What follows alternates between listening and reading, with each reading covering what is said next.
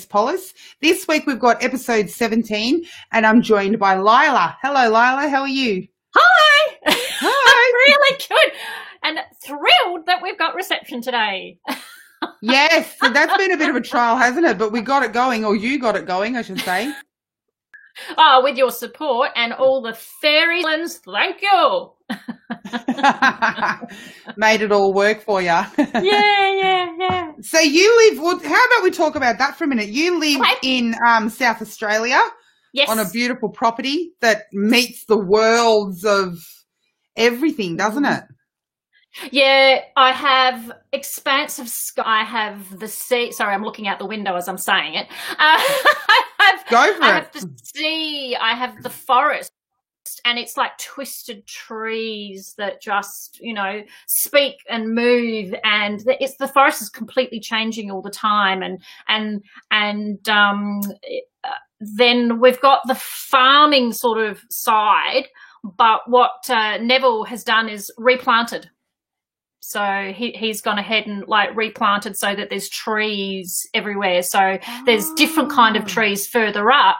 So, but when you actually dig down into it, it used to be the beach up there. There's shells and stuff like that. So yeah. Wow. And that's the other thing. So you've got the property, you've got the sky, but it also meets with the ocean. Yes, the beautiful, beautiful, beautiful ocean. Yeah. I love it. And so it's really, really a soulful place. And then with my chickens and my roosters and my little gypsy here, she's on the seat with me. She had to be part of it. She just went, oh, no, I'm coming. I want to be part of it too. I'll sleep through it, but I'm coming. Yeah, God love her. What sort of a dog is she? She's actually an American staffy that came to us from old neighbours in Adelaide. She needed a home, so she just sort of walked into the door one day and said to Neville, take me, I need a home. So he brought her down here. That's perfect. Because I was already living down here then. Yeah, that's right. You were telling me a bit about that last night. So you're I won't label you. I'll let you label yourself. Yeah. What are your passions? What are you passionate about? Tell us a bit about Lila. Well, I knew that was going to be the question, being the passion project. So there's a few different sort of aspects to that. There'll be this is great having my hands instead of holding a phone. The passion that I've had throughout my working life, what would be considered the career as in normal society, have to delineate that. My passion has always been to inspire others, and to share whatever knowledge I have, whatever it is, none of that hoarding any knowledge. It's like, you want to know, I'll tell you, I'll show you how to do it. I'll share with you how to do it. So that's why teaching was so beautiful. And, just the people that I met during that time, and of all ages, because I was actually teaching the Centre of Performing Arts. Yes. And what happened there was you get from kids that have left school early to people who are older than me by decades. So, they're already adult. It's not like they were little kids. But we also, within that, all of us were still kids too, because I taught props. And so we got to play. We'd make stuff. We use clay. We use, plaster. We use messy stuff. And so, yeah. And my classes were so much fun, and the students were beautiful. So I spent a lot longer there than I expected, because I kind of, how I got into it, Jess, was I was working at the Adelaide Festival Centre. I was doing theatre work for big shows for all over the world. Yeah. Fun and, hard work, long hours, and, you'd work 24/7 because, of course, you got a deadline. You can't I remember this one time, I'm going to jump around because I'm crazy and I do that. Go for it. So what I do is... So what I do, I remember this one time in the back sets of the stage at in Adelaide here, and we've got Pacific, and they're singing and dancing, and all the audience there, and I'm there with a painting with a hairdryer drying it off, and as soon as it was dry, I go, okay, go. You know, we've just got some great stories. You know, it was just it was just an amazing time. It was an amazing time of life, and I've so much fun in all my career, and being able to inspire others to do what they want, you know, has been such, and including just meeting someone in a shop. Yeah, that's great. So you're creative and you inspire other people through your creativeness, because I'd call you a creative personally, the little bit that I know. Yeah, well, that is true. That is a nice way of putting it, is creative. And, you know, with the inspiring, with even just eking out from a person what it is that it's like what you do. What is it that you're passionate about? You know, and you eke that out slowly by talking to them. And you just find out and you explore and you just pick up those little sparks, don't you? That sparks their face or their energy when they talk about it. And you know, so you follow that path a bit further. And there was a funny story about we have this, when I lived in Adelaide, we had a fish and chip shop. And there were these ladies there who own this fish and chip shop, and we're fantastic chips there. So good. And I would go in there and chat to them as I do, blah, blah, blah, blah, and, you know, what do you want to do? Surely, you know, this is what, because she wasn't happy looking. I said, what is it? You know, what's the matter? And so we'd talk about it. And what ended up happening was I talked about it for so long with her every time I went to buy my chips that one day she said, that's it, I'm selling up. And I said, oh, are you? That's amazing. She goes, yep, I'm going to go and follow my dream. But everyone else was upset because, of course, we didn't have great chips anymore after that. So, and so the next people that came and bought this place and I started talking to them, everyone said, stop talking to people because otherwise they'll sell up and we'll miss out on chips again. But how important is it for people to be on their path and to have that light? And I mean, and it's not just important for the collective, it's important for the individual, isn't it? Because, you know, life isn't as shiny. I don't think it's shiny at all when you don't have it. And, you know, we still have our ups and downs. We're well aware of that. Yeah. But, and when you've got that light lit inside of you, or that it is, and as it is in other people, it lights other people up. You go around inspiring other people. Just by being near them in one way or another. I think so, because you like when you're yourself and you're honest and you're open, and some people hate it. Some people hate it. They don't like it. Oh, I was about to say that too. They do. Some are triggered. Yeah, some are triggered. And some of them have been really open and honest with me about that. They've actually said that I love you, but I can't be near you because you remind me of everything I'm not doing for myself. And so I've actually missed out on relationships with some beautiful people who were in my life for a time, but then found it too difficult to be around me anymore because of the fact that I would live the way I do and they weren't, and they knew they weren't. And just being near me was enough for them to be reminded of that. Not that I ever preach to them, because I don't say do what I do. Yeah. Because that's just not my place, you know. And it comes with an authenticity. Our passion does. Living out our paths is an authentic thing. Yeah. And it can't be, you know, copied for anyone else. You can get ideas and inspiration from other people, but then you've got to do it in your own authentic way. Yes. And perfect. Yeah, absolutely. Same with relationships, isn't it? It's same with relationships, isn't it? It's like looking at someone's relationship from your own. You can't do that because whatever connection you have, it doesn't mean other people are going to have the same thing or need the same thing or want the same thing, you know. So that's always been an interesting thing too, isn't it? Yeah, no, it is very true. And it's almost like the horse tied to the chair with some people. I feel sorry for them. They're like, oh, no, I can't because, you know, they've got attachments to whatever. But as I said, the horse tied to the chair, the horse can move. It just thinks it can't. Yeah, yeah. I'm just going to have a look at this. Don't you dare restart.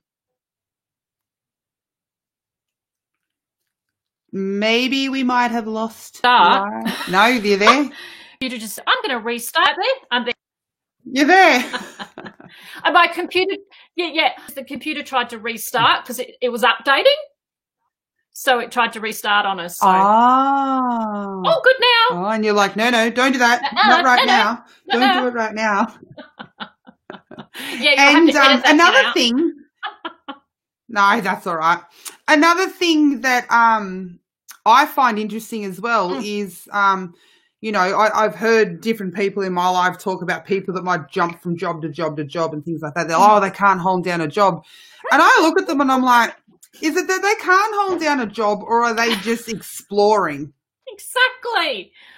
We are not and have not been in that world for a very long time where you go to school, you leave school, you get a job, you stay in it, you get your watch at the end of it. Yeah. You know, and that's it. That's long gone. That's long gone. Because in those times, there was also a loyalty that doesn't exist anymore. Mm-hmm. So it's really rare to find organisations that actually have ethics and loyalty and honour anymore. So when you do, like, I actually work with a publishing company in Western Australia, and they're beautiful people because they have ethics and they have honour, and we speak openly and honestly about everything, and there's no pretense. There's no you know, you don't have to pretend or have a sickie. Not that I work with them that way, but do you know what I mean? Like everything's open and above board, and everything's valid. Your reasons for needing time is valid. Yeah. And it never needs to be justified. And I think that's one of the things I learned through my life, was when I stopped feeling like I needed to justify myself to others for why I do things the way I do. Yeah. Oh, that was so liberating, because, God, that was boring. It is liberating, isn't it? And I'm only just on the beginning of it. But for you personally, have you always known what your talents are, or did you sort of find them, or? No, I knew. Well, if we're talking about talents, I call them gifts. I feel so blessed. Talents, gifts, passions, sort of the same thing. What we're naturally good at. Yeah. Naturally good at sculpting, painting, creating, building. Where did I have them? Oh, I've popped them back there. Like, just making stuff, like, you know, making stuff and just out of, like, that spoon, there's a spoon there, and there's a bit of a knife here, and, like, there, the decoration, and carving this whole thing. So you can see there's actually cutlery making up all of that hardware. Oh. And see that there is a teaspoon running down with the filigree, because it was this really old teaspoon. And that was actually Neville's idea, because we were going to a pirate party and we wanted pistols. So it's just like, oh, well, let's make them. So, you know, which is what it's like. It's just like, oh, let's make them. I want some jewellery. Oh, let's make some. Oh, I want this. Oh, let's sculpt it, you know. So, yeah. That's and cool. So you've always had that. Yeah. My dad actually kept stuff that I had scribbled on little bits of paper, and it was, knowing that I was coming here, it made me think of some of the things that I did do when I was little. And I used to make books. I'd actually make, I'm sure lots of kids, like, make tiny books for the little fairies and all the little critters, and I had forgotten that, because everybody always has big books, and I thought it's too big for them. So I used to make them little books, and I'd sit there and I'd write the story in these tiny little words and do little pictures and then put them together. And then as I got older, I started making more books, but I just made them bigger. And now, of course, I self-publish. And I do other people's. And you know how you were saying about my passion? That's how it's changed and developed, is now when I do book covers and illustrating for others and all the rest of it, for me, the passion is to bring their passion to life. Yes. And have that connection. So that's the sort of change direction. And that's the perfect story or example on when I say if someone's looking for their passion, talent, all that stuff, everyone that's a regular listener knows what we're talking about now when I say passion. looking for it. They need to go back to their childhood and not only look at what are they naturally good at that they didn't have to perfect, but what is it they used to enjoy doing and things like that. And it will give you clues, if not lead you straight into what it is that you should be doing. And look at you making little books of fairies, and now you're published and you're doing illustrations and art for other people. Like, it's a direct line. And I hadn't remembered that, to be honest, until I sort of went, I better have a think about that. Because, see, I don't really think about the past. I don't think about time. Well, that's not true, because I do. I've always had time issues, but that's another story. But but I don't think about time in the way of going, when I was 25 I did this, or when I was 30 I did that, or whatever. Because it's just never been my thing. Like, someone said, "How was yesterday?" And I go, What did I do yesterday? I do the same thing. They're like, "What did you have for lunch?" What and I'm like, yesterday? that was 24 hours ago. I have no idea what I had for lunch yesterday. So for me, it's just like, it is good to reflect. Remind me. It is good to reflect and see how things have unfolded for us and how they're still connected to now. And, you know, in everyone's life, whether they choose to believe in this stuff or not, they just are synchronicities. Yeah. Just are things that lead into each other and track back here and, you know. Yeah, exactly. And for some of us, like the way my family wanted me to live my life, basically, or the way it was modeled to me, it was too complicated for me. You're overcomplicating this process that I think is actually quite simple. We go with our feelings. We go with, does this work for me in a feeling wise? Does this feel good? Does it feel bad? Do I enjoy doing it? And that's all our little navigation system, isn't it, inside of us that puts us and keeps us on our path if we choose to listen to it. Yeah. And the difficult thing for me is, well, first I'll get back to the flowing and the opportunity thing.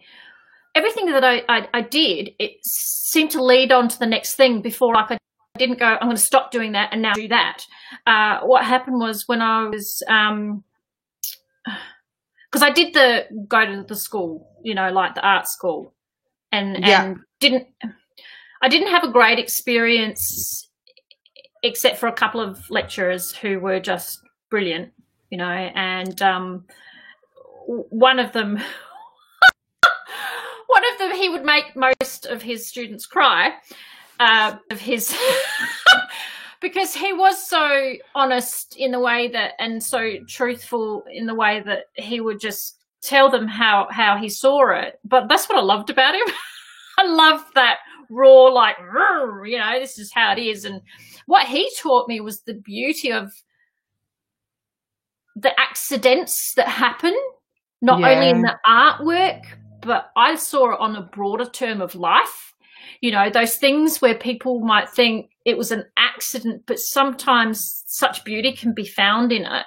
And that's one of the things I always took away from his class was that, you know, because you look in nature, it's that beautiful, almost perfect but imperfection nature that makes it beautifully imperfect.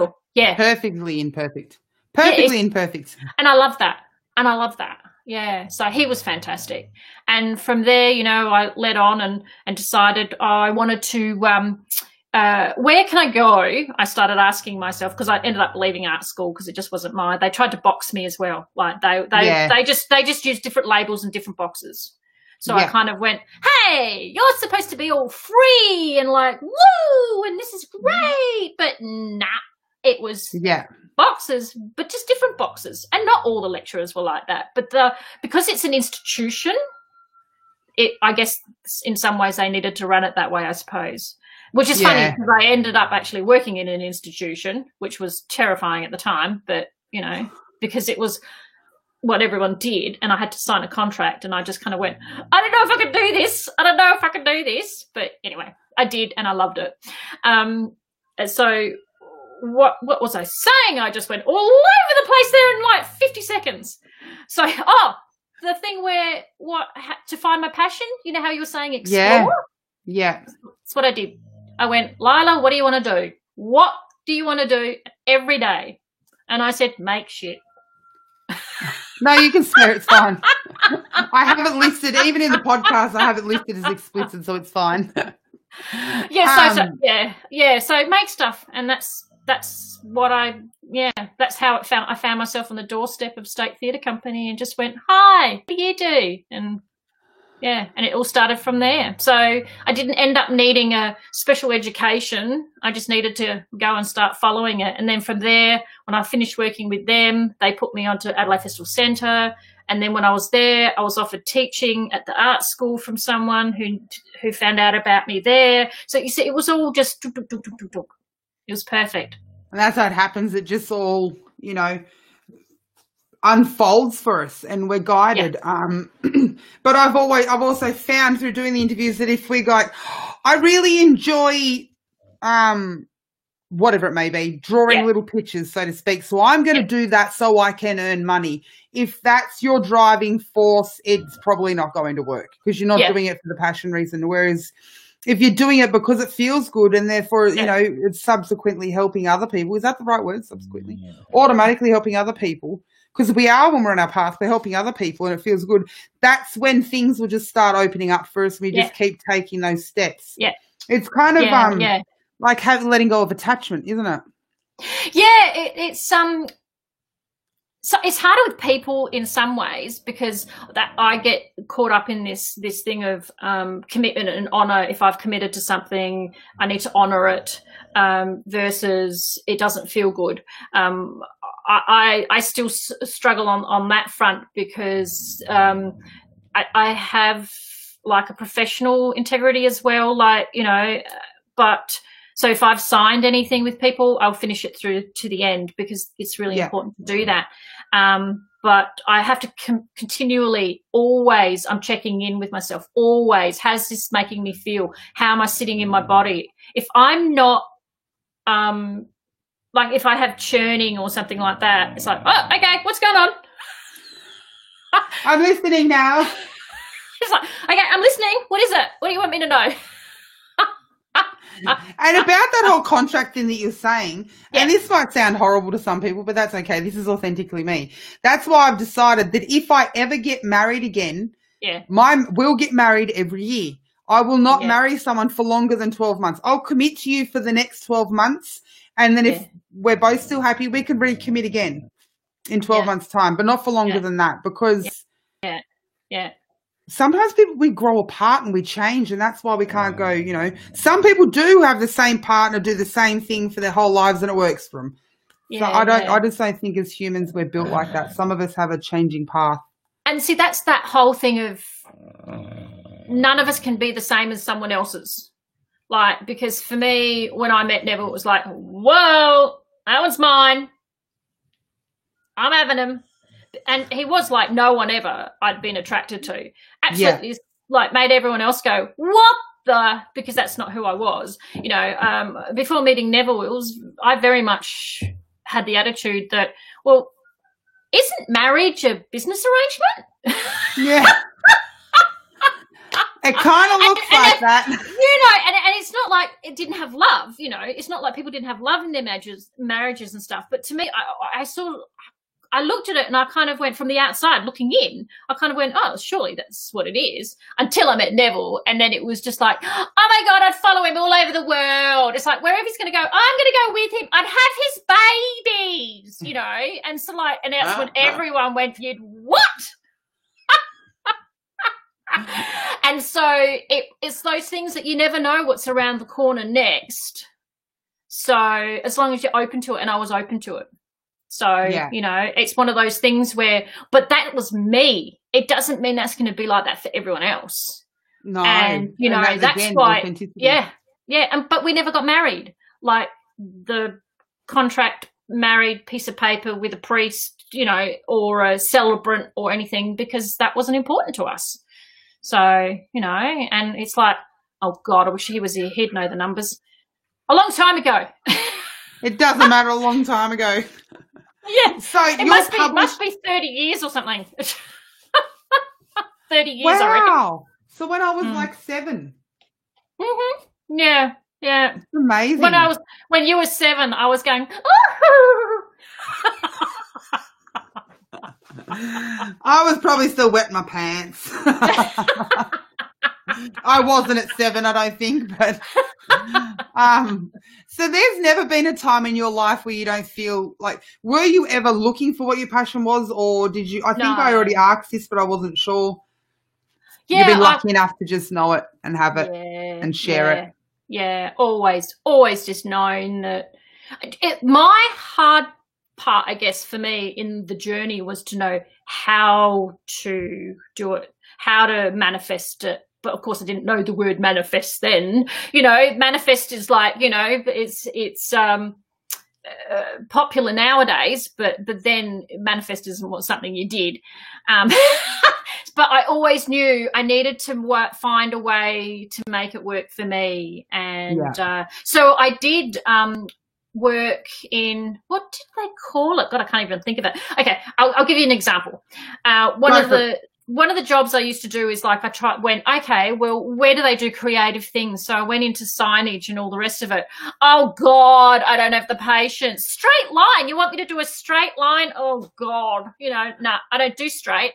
And when I was in theatre and I was designing and stuff, everyone knew it too. Like, I know Lila doesn't do straight. Like, no. So like, is that straight? And I said, relative to what? So anyway, that though, the signage stuff was really cool because I ended up being able to do a lot of sculpting and stuff, and the fun stuff for that was signage, where I could actually sculpt massive things for big signs like JR Surf and Ski, like the big at Marion Shopping Centre here in Adelaide, this massive big wave that sits above their store. There I was with the like chainsaw, a massive grinder, and like, having a great time sculpting and stuff like that. So that signage stuff was fun once I got to do the sculpting. And so all over there's all these like great creatures and dragons, and then there was the Christmas stuff. I love Christmas. So I got to do sculpt all the beautiful little characters from stories, and I've even got a photo still. Sculpting and like, it's like tiny little faces and big massive shoes, and so I had a lot of fun. And I love your energy. You've got this young, vibrant energy. You're excited. You're just loving life. I love life. I love my life. I love my life. I feel so blessed to have my life. I really do. I mean, I still go through struggles like everyone else. Lord, yes. Like, and I can get out of balance really easily. For me, it's very much everything has to be in balance. It's like mind, body, and spirit. The old three has to be, because if I don't have one of those in balance, it makes everything else out of. And I don't enjoy the sensation of not feeling good. I don't enjoy feeling out of balance. Like, as soon as I'm not, I go, okay, what was that? Why am I doing that? Like, what's going on there? So I have to be actually careful there that I don't go too much into my head. Yeah. So again, that is a whole thing of balance as well. So, but yes, I adore life. I think life is beautiful, and I greet the sun every morning, even when I'm not well. I'm out there greeting the rain, shine. Check out Lila's Facebook page if anyone can. I don't know if just anyone can. Yes, and public. It is full of beautiful, beautiful, beautiful images of the sun. First light, just before first light, just after the rising of the sun. I'll pop your name just for the people listening on the podcast. I'll put links in that down in the show notes. Yeah. I don't have a website anymore because I kept making too many things and I couldn't update it fast enough because I'm too busy making. I don't have the time to update. So and then people started doing the hacking and everything, and I just went, Don't worry about it. And it's still flowing for you though. You've still got work. You're constantly working on creative things that you're doing for jobs. Yeah. Did I word that right? So I've never really worked out a good name for it because work I find difficult. Job I find difficult, but you've got to fit it somewhere. Like there are some instances where we do need some sort of labels, and so every time I write work I go like that's just not right. But if anyone out there has a better word, let me know. You're like, it's, I guess I just. There's a better word for work. I don't know. I know it's what really you tough. do. See, and because when I do it for myself, because there is effort that goes in, and there is energy that goes in, and there is like, you can get tired as well, and so you know what I mean. There is that whole exertion going into it, but see, for me, back to passion. The passion just keeps it going. I have to actually remember when I'm booking jobs in, oh, that's right, I'm not actually supposed to work 7 days a week.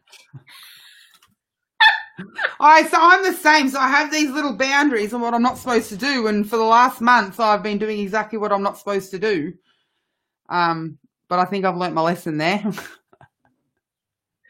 Are you there? You've just stopped. Oh, you're back. Yeah, it's just dropping in and out a little bit. If anyone has any questions, just pop them in the comments. I can see the comments, but there's no names. Did I just say pop them in the?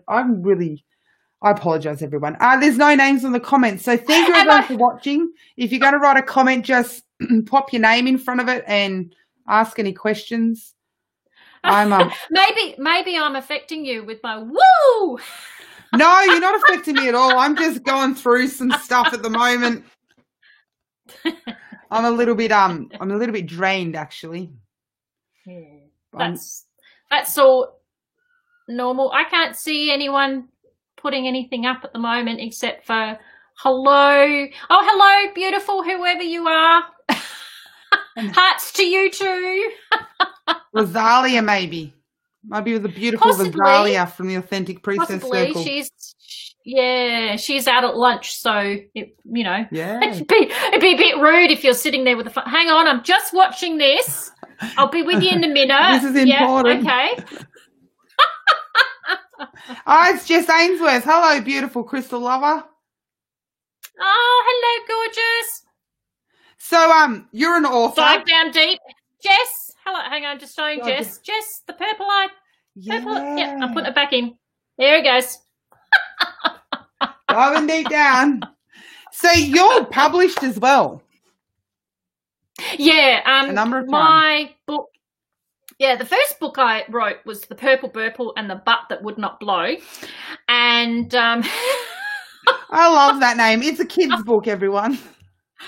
Yeah. And that was published with Brolga, who's a Melbourne publishing house. And then after that, I decided to do my own self-publishing. From then on, I just kind of went, I just do my own thing, And so because I like the control of deciding the words are going to go there and the picture's going to go there and it's going to flow like this. So, I ended up doing that. But saying that, I've just signed a contract with Blue Angel Publishing to re-release the card deck that was created. But that felt comfortable and that felt right. So it was one of those things where in that case the contract and working with others was the right thing to do. So yeah. That's awesome. And one of the things sorry, you go. Oh no, I was just going to ask you about your other books. So you've got the Purple Burple and the Butt That Would Not Blow, and you've got the cards coming out, and you've got two other ones, don't you? Or one? I've got two picture books. One which is, hey, it's my turn to hide. And the other one with Neville is Splush Splat, that's not a hat. I should have had it ready. I could have read some to you. I like being read to. I might go to sleep. And then of course there's Evertween, which was my young adult novel that was actually about. I loved using fantasy to talk about all the like angry young women because I found anger has been a bedfellow all my life. and to find a way to understand it, because I'm going, it didn't make sense that I'm this person, yet I had this other person, and it wasn't another person because it is me, this other part that I would just turn around and go, and I could bite your head off. And I didn't know how to fit that into my idea of who I was, because it didn't make sense to me that I would have so much anger, and it scared me. Yeah. And so I ended up writing this book about these two young women and their different ways of dealing with when they start bleeding, and the powers and the gifts and the challenges and the curses that come with it, because for everyone it's different. Everyone has something different that comes with it.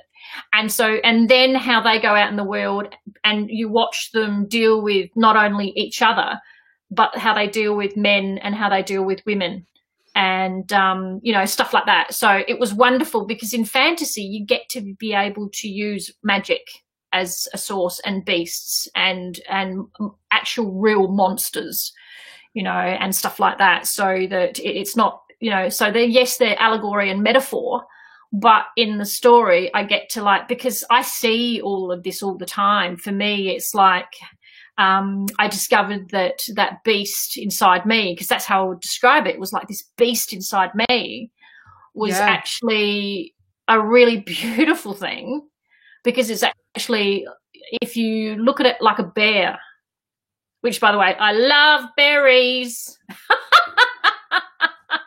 And I love living in the forest, and I love winter, and I love to hibernate in my cave, but I hibernate in summer.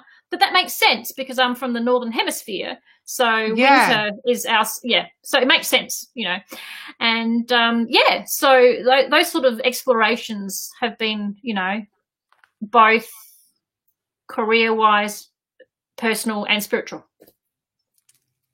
You're awesome. Fun. You're awesome. Oh, thank you. Aren't we all? We're all awesome.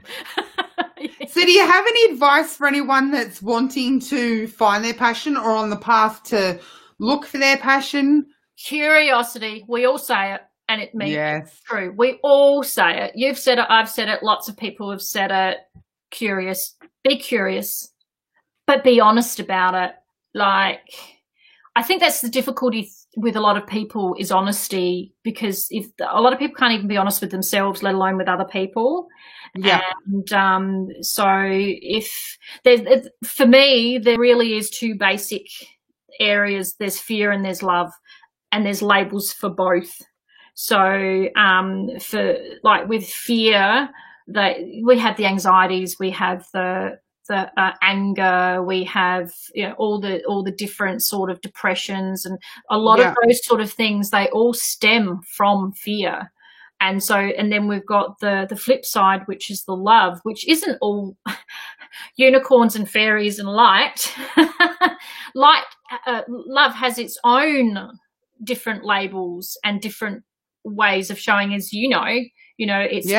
it's all, So when you become curious about something, I think it's really a great thing to actually see where it's coming from, where it sits in your body, how it makes you physically feel. When you smile, not the smile we were talking about before, but not that weird one. Not that weird one, yeah. But, the one which makes you just go, yes, and you beam and you feel it, and you feel it up your spine and in your body, and you just radiate it out, and you just go, wow, and you just smile, and you just go, oh. It's the one that you walk through the mall, or you walk through the shops, or you walk through whatever, and you smile, and someone who's not even looking at you will turn because they can feel it. Yeah. And then they look at you with their sad face, and then before they realise they're smiling too.